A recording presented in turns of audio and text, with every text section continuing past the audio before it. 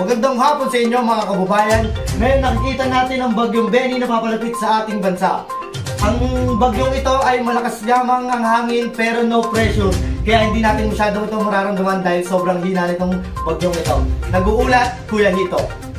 So ngayon guys, nandito tayo ngayon sa bootcamp ng Smart Omega. Ngayon maririnig natin ang mga kanilang sasabihin dahil sa sinabi ng EcoPH. Uy, busy ka, may kausap ka, ito na.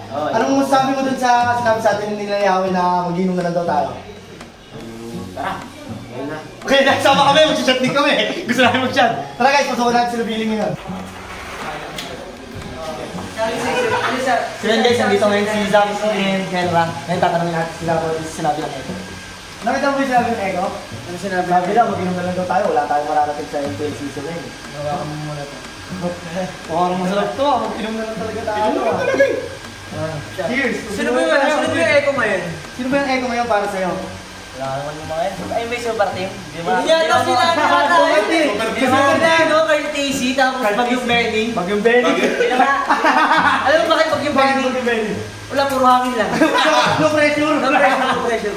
No pressure, wala talaga yun. Pressure lang yung mga... Ikaw, ano masabi mo kay Benny? Siya, syempre, kayo katapat mo. Umanda ka na. Alam mo na yan. Ano na yan? Simple lang, pero sobrang kaya Yahweh, lagi kami nasa doon, palamunin ka lang daw data eh. Palamunin ka lang daw. Mag-champion muna siya. Mag-champion muna siya! Palamunin ko pala eh. Batang palamunin ka lang pala sa RG. Hintayin nyo. Sa inyo. Kailan? Sa linggo? Sa linggo, magharap na. Sino ang tunay? Sino tunay na? Malakas. Sino ang tunay na palamunin? So yun guys, narinig niyo ang panig ng Smart Omega. So Echo, mandara kayo sa parting na laban. One shot, Omega.